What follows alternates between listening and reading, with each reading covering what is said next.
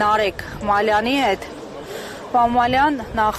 այս ակցիայի նպատակի մասին պատահական համարում եք նաև եկեղեցու եւ վեհափառ հոր թիրախավորումը հենց այս ժամանակահատվածում։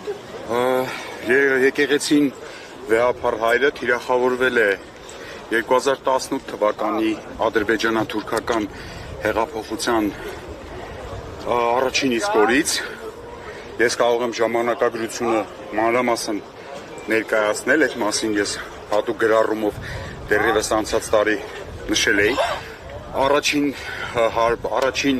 թիրախավորումը եղավ, երբ վեհափառ հոր անվտանգությունը ապահովող պետական պահպանության աշխատակիցներին հեռացրեցին, դա 2018 թվականի հունիսն էր, այդ ժամանակ հիշում եք շատ մեղմ, այսպես փափուկ բնորոշումներով էին այդ ամեն ինչը քողարկում, հաջորդիվ եկեղեցու սպասավորներից, հատկապես մեր եպիսկոպոսած դասից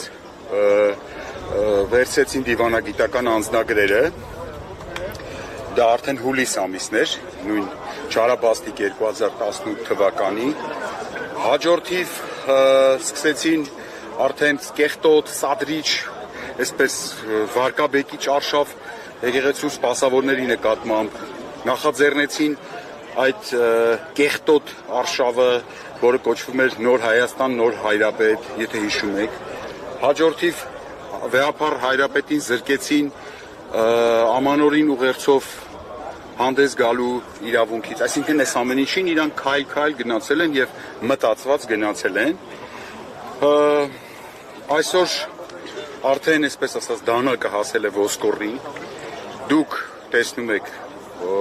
որ այստեղ հավաքված են հազարավոր մարդիկ, այս հրապարակը արդեն փակ է, որովհետեւ արդեն մեքենաները այլևս չեն տեղավորվում հրապարակում, կողքի հրապարակում։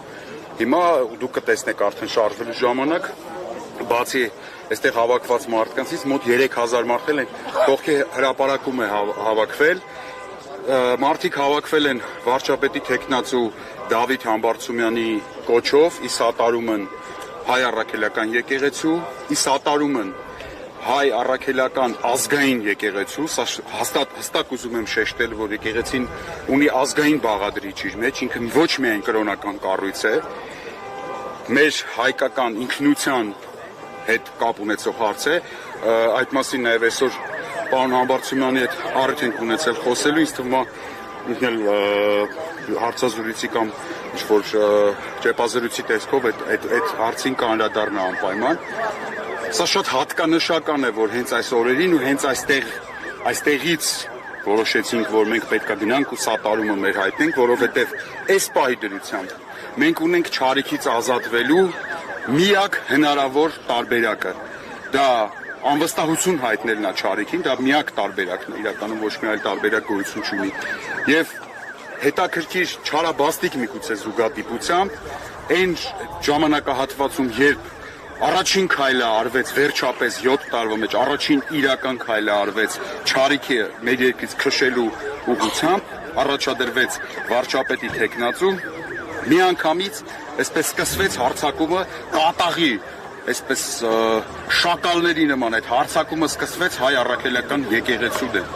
Ասում են չենք հարձակվում, խնդիրներ կան, պետք է առերեսվել այդ խնդիրներին։ Դե սենց ասեմ իրանց, եկել եք, մոտեցել եք եկեղեցուն,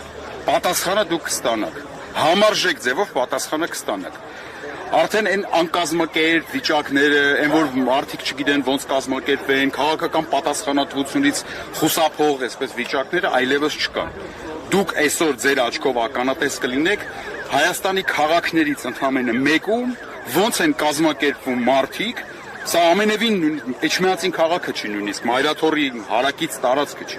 Սա Մասիս քաղաքն է, որտեղի համայնքապետը սուր է վերցրել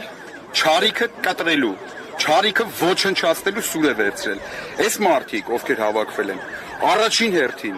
եկեղեցու կողքին են, հավասարապես իրենց համայնքապետի կողքին են, իրենց ընկերոջ կողքին են, մարդու կողքին են, ում աչքերի մեջ, ում գործերի մեջ իրանք տեսնում են հաղթանակ ու հավատ։